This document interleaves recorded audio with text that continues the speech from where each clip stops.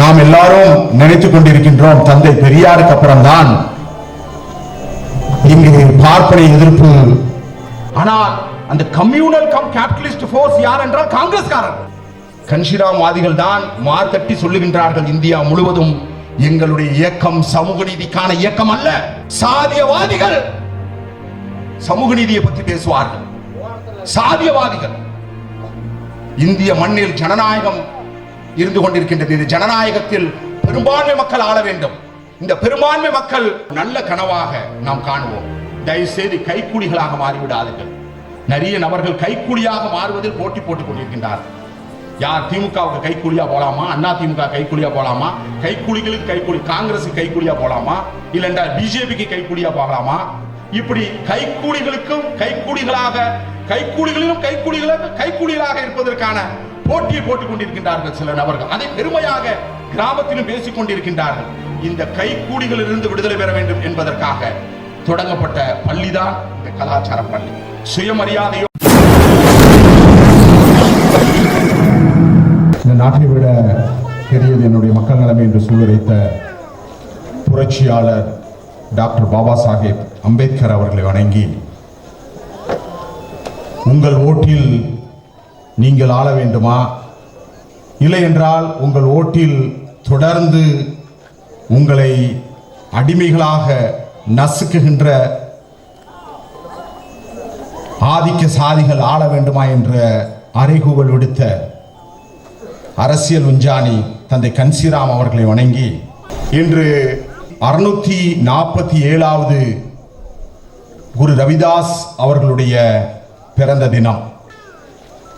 நாம் எல்லாரும் நினைத்துக் கொண்டிருக்கின்றோம் தந்தை பெரியாருக்கு அப்புறம்தான் இங்கு பார்ப்பனை எதிர்ப்பு, அந்த தத்துவத்திற்கு எதிரான ஒரு கிளர்ச்சி தொடங்கியது என்று நாம் நினைத்துக் கொண்டிருக்கின்றோம். ஆனால் 647 ஆண்டுகளுக்கு முன்பாக சாதாரண செருப்பு தைக்கின்ற ஒரு தொழிலாளியாக தன்னுடைய எதிர்ப்பை பாடல் மூலமாக, கைபர் போனால் அந்த கால்வாய் அருகில் இருந்து கொண்டே அந்த பார்ப்பனிய எதிர்ப்பை செய்தவர்தான் குரு ரவிதாஸ் அவர்கள். குரு ரவிதாஸ் அவர்களுடைய 647வது பிறந்த நாளில் ஒரு கலாச்சார அரசியல் பள்ளியை திறக்க வேண்டும் என்ற ஒரு உயர்ந்த சிந்தனையில் யார் இங்கு இந்த தேசத்தில் அது கன்னியாகுமரியில் இருந்து காஷ்மீர் வரை ஒரே ஒரு கொள்கைக்கு எதிராகத்தான், அந்த பார்ப்பனியம் என்கின்ற அந்த சமத்துவத்திற்கு எதிரான கொள்கைகளுக்கு எதிராகத்தான், அது ஒரு ஐடியா. பார்ப்பனியம் என்பது ஒரு ஐடியா. அந்த ஐடியாவை எதிர்கொள்வதற்கு இன்னொரு ஒரு ஐடியா தேவைப்படுகின்றது, ஒரு கொள்கை தேவைப்படுகின்றது. அந்த கொள்கைக்கு எதிராக கன்னியாகுமரி ஐயா வைகுண்டர் முதல் அந்த கைபர் போனால் இருக்கக்கூடிய அந்த நுனியில், அன்டிவைடட் பஞ்சாப் என்று சொல்வார்கள், பிரிக்கப்படாத பஞ்சாபில் குரு நானக் அவர்கள் தன்னுடைய எதிர்ப்பை பதிவு செய்திருக்கின்றார். பஞ்சாபில் குரு நானக், குரு ரவிதாஸ், குரு கபீர் போன்ற நபர்கள் 600 ஆண்டுகளுக்கு முன்பாகவே இந்த இயக்கம் தொடங்கப்பட்டது. அது நாமசூத்ரா இயக்கம் என்று சொல்லக்கூடிய நாமசூத்ரா இயக்கம் வங்காளத்தில் மிகப்பெரிய ஒரு இயக்கமாக பார்ப்பனியத்துக்கு எதிராக தொடங்கப்பட்டது.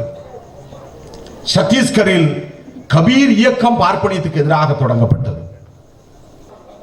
சரணா ரிலிஜியன், சரணா மார்க்கம் ஜார்க்கண்டில் ஆதிவாசிகள் நாங்கள் இந்துக்கள் அல்ல என்ற முழக்கத்தை வைக்கின்றார்கள். அது சட்டமன்றத்திலையும் அதை நிறைவேற்றினார்கள். சரணாவதிகள், சரணா என்ற ஒரு மார்க்கம், அது சுமார் 40% இருக்கக்கூடிய பழங்குடியினர் நாங்கள் இந்துக்கள் என்று முழக்கமிட்டார்கள். கர்நாடகாவில் லிங்காயத் இயக்கம்,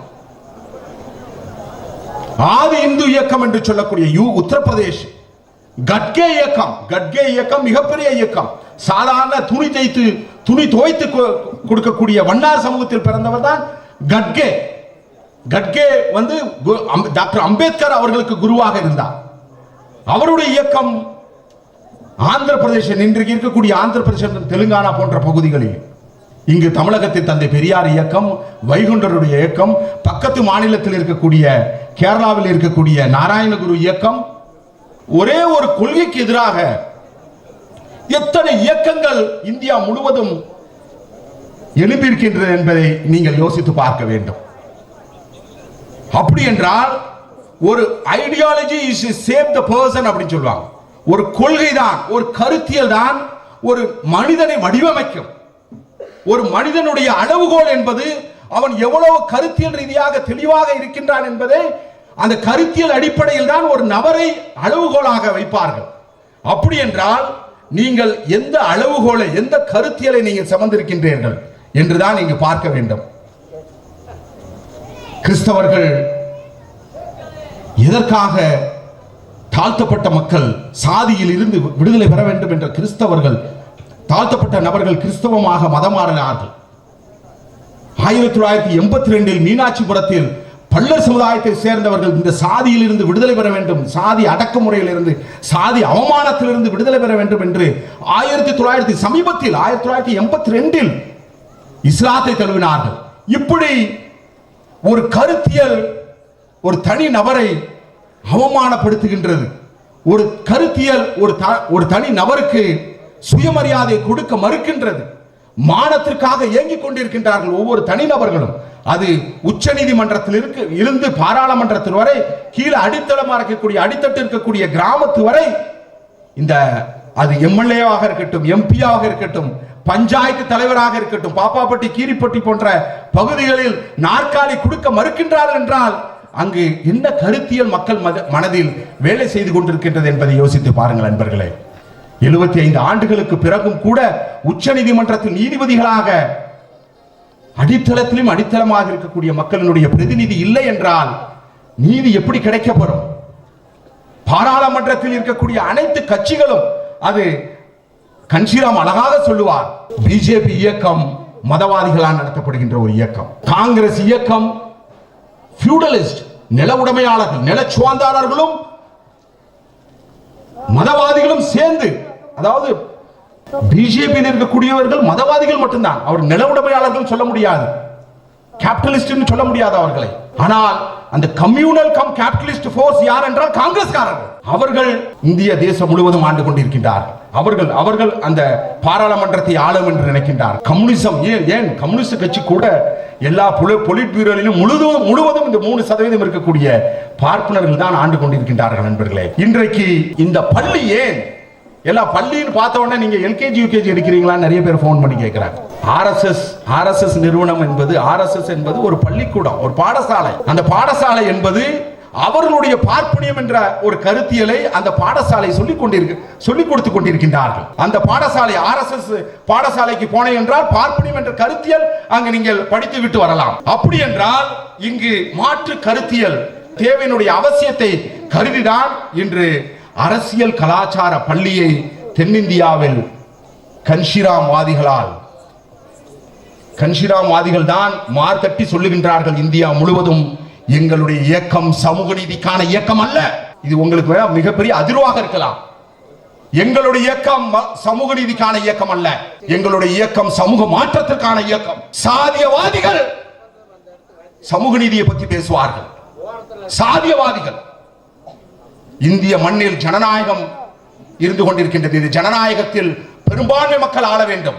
இந்த பெரும்பான்மை மக்கள் சமூக நீதிக்காக போராடுகின்றார்கள் என்றால் அதற்கு ஏன் பாபா சாஹேப் அம்பேத்கர் அவர்கள் 7000 சாதிகளை 4 வகுப்பாக பிரித்தார். SC, ST, OBC and general. 7000 அரசியலமைப்பு சட்டத்தின் மூலமாக 4 வகுப்பாக இருக்கின்றது.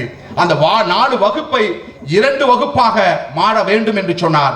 அதுதான் கன்ஷிராம். ஒன்று பகுஜன்வாதிகள், மற்றொன்று மனுவாதிகள். நாம் எல்லாரும் ஒரே அங்கமாக இங்க இருக்கக்கூடிய SC, ST, OBC and religious minority, இவர்கள் எல்லாரும் ஒரே கொடையின் கீழ் என்றைக்கு நாம் அணிதிரள்றோமோ அன்றைக்கு தான் நம்மளுடைய சுயமரியாதையும் சுய மாண்பும் பாதுகாக்கப்படும். நண்பர்களே, சமூக மாற்றத்தை பற்றி நீங்கள் சிந்திங்கள் நண்பர்களே. சமூக நீதிக்காக குரல் கொடுத்தது போதும். சமூக மாற்றத்திற்கு யார்கிட்ட நீதிங்க கேட்கிறது? நாம் பெரும்பான்மையாக இருக்கின்றோம்.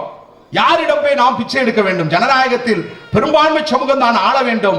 ஆனால் பெரும்பான்மை சமூகம் தொடர்ந்து மனு கொடுக்கின்ற அந்த மனு கொடுக்கின்ற கலாச்சாரத்தை, அது கம்யூனிஸ்ட் கட்சியாக இருந்தாலும் சரி, மற்ற முற்போக்கு பேசக்கூடிய இயக்கங்கள் தினமும் கலெக்டர் ஆபீஸ்ல போய் மனு கொடுக்கிறது, கலெக்டர்கிட்ட போய் மனு கொடுக்கிறது, எஸ்பி கிட்ட போய் மனு கொடுக்கிறது, மந்திரி கிட்ட போய் மனு கொடுக்கிறது. அந்த மனு கொடுக்கின்ற சமுதாயம் யார் என்று பார்த்தால் இந்த மண்ணில் பெரும்பான்மைய சமூகமாக இருக்கக்கூடிய நபர்கள் தான் மனு கொடுக்கின்ற சமூகமாக இருந்து கொண்டிருக்கின்ற நண்பர்களே.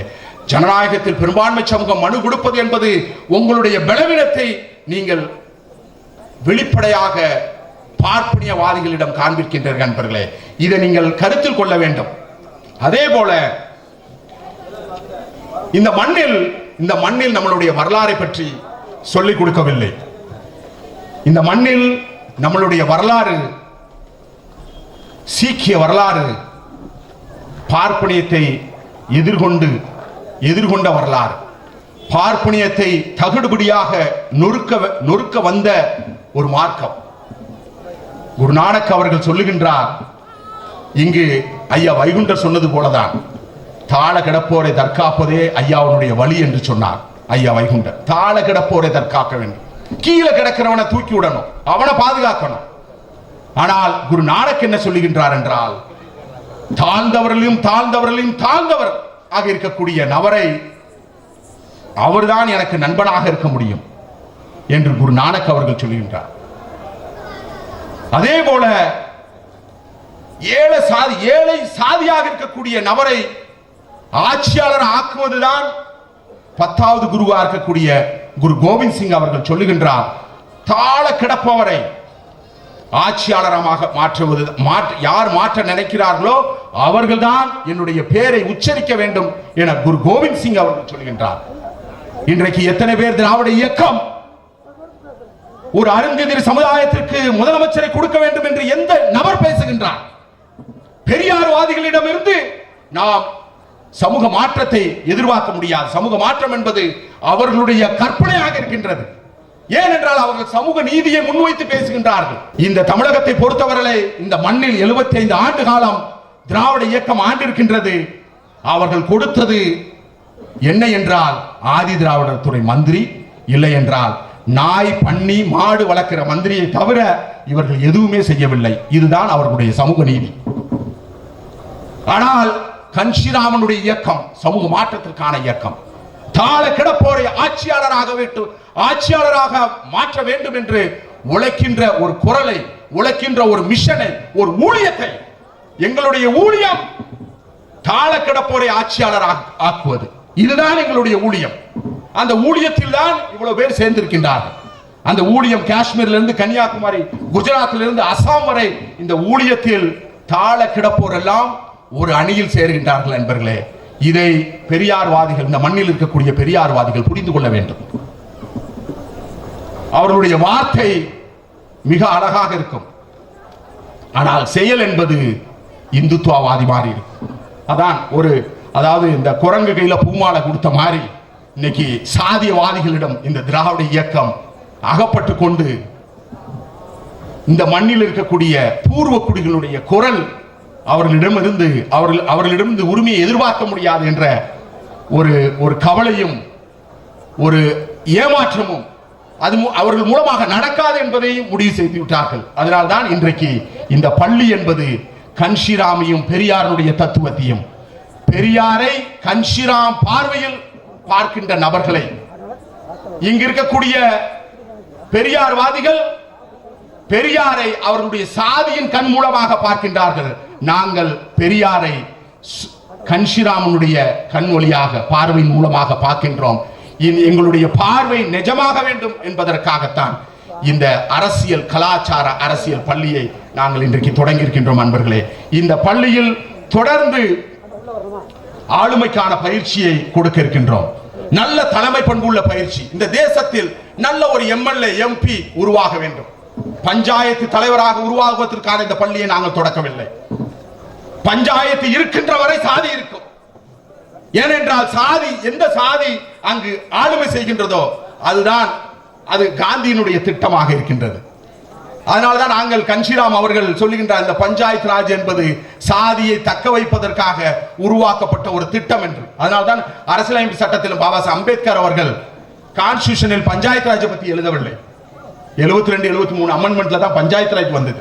அதனால் நான் இங்கு பூர்வ குடிகளாக இருக்கக்கூடிய எஸ்சி எஸ்டி ஓபிசி பட்டியலின பழங்குடியின பிற்படுத்தப்பட்ட மக்களை கேட்டுக்கொள்வது என்னென்றால், இந்த மண் நம்மளுடைய மண், இந்த மண், இந்த மக்கள் எல்லாம் நாம் தான் இந்த தேசத்தை ஆள வேண்டும். அந்த ஆளுவதற்கு ஒரு கருத்து தேவைப்படுகின்றது. அந்த கருத்து தான் குரு ரவிதாஸ் என்று பிறந்த குரு ரவிதாஸ் அவர்கள் கொடுத்திருக்கின்றார்.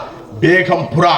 பேகம்புரா பேகம்புரா என்றால் துக்கமற்ற பாகுபாடற்ற இந்தியாவை அவர் கனவு கண்டார். இது ஒரு கருத்தியல், இது ஒரு பார்வை. இந்த பார்வை தான் சீக்கிய மார்க்கத்தினுடைய பார்வை. யாருடைய பார்வை? குரு நானக்கினுடைய குரு ரவிதாஸ். குரு ரவிதாசனுடைய இலக்கை அடைவதற்காகத்தான் சீக்கிய இயக்கம் இருக்கின்றது நண்பர்களே. சீக்கிய இயக்கம் குரு ரவிதாஸ் சாதாரண செருப்பு தைக்கின்ற ஒரு தொழிலாளி என்ன கனவு கண்டானோ அந்த கனவை அடைவதற்காகத்தான் சீக்கிய மார்க்கம் தொடங்கப்பட்டது நண்பர்களே. எத்தனை பேருக்கு நமக்கு தெரியும்? தமிழ் தமிழ் தமிழ் என்று சாதி தமிழனாக திரித்துக் கொண்டிருக்கின்றான். சாதி தமிழனுக்குள் சகோதரத்துவத்தை பார்க்க முடியாது. இங்கு 72 கொலைகள் நடந்திருக்கின்றது திருநெல்வேலி மாவட்டத்தில். எத்தனை தமிழன் வந்து அதற்காக குரல் கொடுத்தார்? குரல் கொடுப்பதற்கு ஆள் இல்லை நண்பர்களே. அதனால் நம்மளுடைய இலக்கு என்பது இறந்ததற்கு பின் பரலோகம் போவதல்ல. நாம் வாழும் போதே பரலோகத்தில் இருக்க வேண்டும், மோட்சத்தை அனுபவிக்க வேண்டும். நாம் மாண்போடு நம்மளுடைய மாண்பு, நம்மளுடைய சுயமரியாதை அனைத்தையும் பாதுகாத்துக் கொண்டு ஒரு மன்னர் போல, இந்த நாட்டினுடைய மன்னர் போல நாம் ஆள வேண்டும். அதற்காகத்தான் குரு ரவிதாஸ் அவர்கள் ஒரு கருத்தியலை கொடுத்தார். அந்த கருத்தியல் தான் பேகம்புரா கால்சா ராஜ். அந்த கால்சா ராஜ் என்பது பாகுபாடற்ற இந்தியாவை நாம் உருவாக்க வேண்டும், சமத்துவ சமுதாயத்தை உருவாக்க வேண்டும், சகோதரத்துவ சமுதாயத்தை உருவாக்க வேண்டும். நான் யாரையும் எளிதாக அண்ணன் என்று சொல்லிவிட முடியாது, தோழர் என்று சொல்லிவிடலாம், அண்ணன் என்று சொல்ல முடியாது. அப்படிப்பட்ட ஒரு சாதிய கட்டமைப்பில் இங்கு வாழ்ந்து கொண்டிருக்கின்றோம். என்னால எங்க அம்மா கூட பிறந்தவனால எங்க அப்பாவோட பிறந்தவனாலான்னு கேட்டுருவாங்க. அண்ணன் சொன்னோம்னா ஒரு அருந்திதரோ ஒரு பறையரோ ஒரு பல்லரோ இன்னொரு சமுதாயத்தை பார்த்து ஒரு உரிமையோடு அண்ணன் என்று சொல்ல முடியாத ஒரு மண்ணில் வாழ்ந்து கொண்டிருக்கின்றோம். அப்படி என்றால் ஒரு சகோதரத்துவ சமுதாயத்தை, அதனால்தான் தோழர் என்ற ஒரு கெட்டிக்காரத்தனமான யாரும் தோழரா கூடுவாங்க, அதுக்கப்புறம் பிரியும் போது சாதியா பிரிஞ்சுக்கிடுவாங்க. ஆனால் குரு ரவிதாஸ் அவர்கள் சகோதரத்துவ சமுதாயத்தை, சமத்துவ சமுதாயத்தை உருவாக்க வேண்டும் என்ற ஒரு கனவை கண்டார். இது கனவு கிடையாது, இது ஒரு இலக்கு. 600 ஆண்டு காலம் ஆயும் அந்த இலக்கை அடைய முடியவில்லை. அந்த இலக்கை அடைவதற்காகத்தான் தந்தை கன்ஷிராம் அவர்கள் அவர்களுடைய மாணவர்கள் நாங்கள், பெரியாருடைய மாணவர்கள் நாங்கள். இந்த பெரியாருடைய மாணவர்கள், கன்ஷிராமனுடைய மாணவர்கள் அந்த சமத்துவ சமுதாயத்தை, சகோதரத்துவ சமுதாயத்தை உருவாக்குவதற்கான இந்த பள்ளியை நாங்கள் தொடங்கி இருக்கின்றோம். இந்த பள்ளியை ஒடுக்கப்பட்டவர்களையும் ஒடுக்கப்பட்ட மக்கள் இதை பயன்படுத்திக் கொள்ள வேண்டும். அவர்கள் அரசியல் ஆளுமையை வளர்த்துக் கொள்ள வேண்டும். இந்த இந்துத்துவா என்ற கலாச்சாரத்திலிருந்து விடுதலை பெற வேண்டும். அந்த விடுதலை பெறுவதற்காகத்தான் இந்த பள்ளியை நாங்கள் தொடங்கியிருக்கின்றோம். இந்த பள்ளி உங்களுக்கான பள்ளி. இந்த பள்ளி இந்த நாட்டின் பூர்வ குடிகள் ஆள வேண்டும் என்கின்ற கோஷத்தை வைத்து நடத்துகின்ற பள்ளி. இந்த பள்ளியில் நீங்கள் உங்களை இணைத்துக் கொண்டு நாம் ஒரு நல்ல கனவாக நாம் காணுவோம். தயவுசெய்து கைக்கூலிகளாக மாறிவிடாதீர்கள். நிறைய நபர்கள் கைக்கூலியாக மாறுவதில் போட்டி போட்டுக் கொண்டிருக்கின்றார். யார் திமுகவுக்கு கைக்கூலியா போலாமா, அண்ணா திமுக கைக்கூலியா போலாமா, கைக்கூலிகளுக்கு கைக்கூலி, காங்கிரஸ் கைக்கூலியா போலாமா, இல்லைண்டா பிஜேபிக்கு கைக்கூலியா போகலாமா, இப்படி கைக்கூலிகளுக்கும் கைக்கூலிகளிலும் கைக்கூலிகளாக இருப்பதற்கான போட்டியை போட்டுக் கொண்டிருக்கின்றார்கள் சில நபர்கள். அதை பெருமையாக கிராமத்திலும் பேசிக் கொண்டிருக்கின்றார்கள். இந்த கைக்கூலிகளிலிருந்து விடுதலை பெற வேண்டும் என்பதற்காக தொடங்கப்பட்ட பள்ளிதான் இந்த கலாச்சார பள்ளி. சுயமரியாதையோடு, சுயபலத்தோடு அதிகார அரசியலுக்கு நாம் செல்ல வேண்டும். ஆதாய அரசியலுக்கு முற்றுப்புள்ளி வைக்க வேண்டும். நான் சொல்லுகின்ற இந்த மொழி, இந்த வார்த்தை ஒரு நாள் நிச்சயமாக நிறைவேறும். ஏனென்றால் மார்ட்டின் லூதர் கிங் அவர்கள் 1964ஆம் ஆண்டு நான் ஒரு கனவு காண்கின்றேன் என மார்ட்டின் லூதர் கிங் அவர்கள் சொன்னார். நான் கனவு, கருப்பின மக்கள் அந்த வெள்ளை மாளிகைக்குள் நுழைய முடியாது. அதனால்தான் 1964 மார்ட்டின் லூதர் கிங் அவர்கள் ஐ ஹாவ் a ட்ரீம் அப்படின்னு சொன்னார். அந்த ட்ரீம் ஒபாமா அவர்கள் ஒரு வெள்ளை மாளிகைக்குள் கருப்பின நபர் உள்ளே சென்றார். அதே போல பாபா சாஹேப் அம்பேத்கர் அவர்களும் சொல்லியிருக்கின்றார். எத்தனை பேர் அதை நீங்கள் உங்களுடைய செவுத்தில் எழுதியிருக்கீங்க என்று தெரியவில்லை. பாபா சாஹேப் அம்பேத்கர் அவர்கள் சொல்லுகின்றார், அவர் ultimate goal is to become a ruling class to rule this country. என்னுடைய இறுதி இலக்கு என்பது ஆளுகின்ற சமுதாயமாக மாறி இந்தியாவை ஆளுவதுதான் என்னுடைய இறுதி இலக்கு என்று பாபா சாஹேப் அம்பேத்கர் அவர்கள் சொன்னார் 1946ஆம் ஆண்டு. அது சொல்லிட்டு மட்டும் போல, ஒவ்வொரு நபர்கள்ட்ட போய் உங்க வீட்டுல போய் உங்க செவுத்துல எழுதி வைங்கன்னு சொல்லிட்டு போனார். எத்தனை பேர் நம்ம எழுதி இருக்கிறோம்? அதுக்கே நம்ம கைக்கூலியா இருந்தா எப்படி நம்மளால எழுத முடியும்? கைக்கூலியாக இருக்கிறவர்கள் இந்த ஸ்லோகத்தை எழுத முடியாது. இந்த வார்த்தை பாபா சாஹேப் அம்பேத்கர் வார்த்தை எழுத முடியாது. அவர்களுடைய வீட்டில் உங்களுடைய நிலச்சுவற்றில் இந்த இலக்கை எழுதி வைங்கள் என்று இதே தமிழகத்தில் காஞ்சிபுரத்தில் தான் பாபா சாஹேப் அம்பேத்கர் அவர்கள் சொல்லிட்டு போனார். ஆனால் நாம் இன்றைக்கு இப்ப நிறைய பேர் சென்னைக்கு இப்ப படையெடுத்துட்டு இருக்காங்க. ஏதாவது லெட்டர் பேட் இயக்கங்கள்லாம் போய் நம்ம ஏதாவது ஒரு லெட்டர் கொடுத்து ஏதாவது ஒரு சீட்டு வாங்கலாமா, 2 சீட்டு வாங்கலாமா, அட்லீஸ்ட் சீட்டு கிடைக்காட்டாலும் ஏதாவது பைசா வாங்கிட்டு வரலாமா அப்படிங்கிற நிறைய கைக்கூலிகள் இயக்கம் இன்றைக்கு எழும்பிக் கொண்டிருக்கின்றது. நண்பர்களே, அவர்கள் மத்தியில் அந்த கைக்கூலிகளை முற்றுப்புள்ளி வைக்க வேண்டும் என்பதற்காகத்தான் கன்ஷிராம் அவர்கள் கைக்கூலிகள் காலம் என்ற புத்தகத்தை எழுதினார். அதுக்கப்புறம் தான் நிறைய கைக்கூலிகள் தங்களுடைய கைக்கூலியா இருக்கிறோமே என்பதை உணர்ந்தாங்க. இந்த பள்ளி கைக்கூலிகளை முடிவுக்கு கொண்டு வரக்கூடிய பள்ளியாக இருக்கின்றது. இந்த பூர்வ குடிகள் இந்த மண்ணை ஆள வேண்டும் என்று சொல்லிக் கொடுக்கின்ற பள்ளியாக இருக்கின்றது. அதனால் இந்த பள்ளியில் இணைந்து கொண்டு இந்த மண்ணில் இந்த தேசத்தை நாம் ஆள வேண்டும் என்ற ஒரு சிந்தனையோடு இங்கிருந்து நாம் விடைபெறுவோம். தலைமை உரை ஆற்ற வாய்ப்பு கொடுத்த தமிழ் சீக்கிய கலாச்சார சகோதரத்துவ கல்வி நிறுவனத்திற்கு என்னுடைய மனமார்ந்த நன்றியை தெரிவித்துக் கொண்டு விடைபெறுகின்றேன். நன்றி, வணக்கம். ஜெய் பீம், ஜெய் பாரத், ஜெய் கன்ஷிராம், ஜெய் பெரியார்.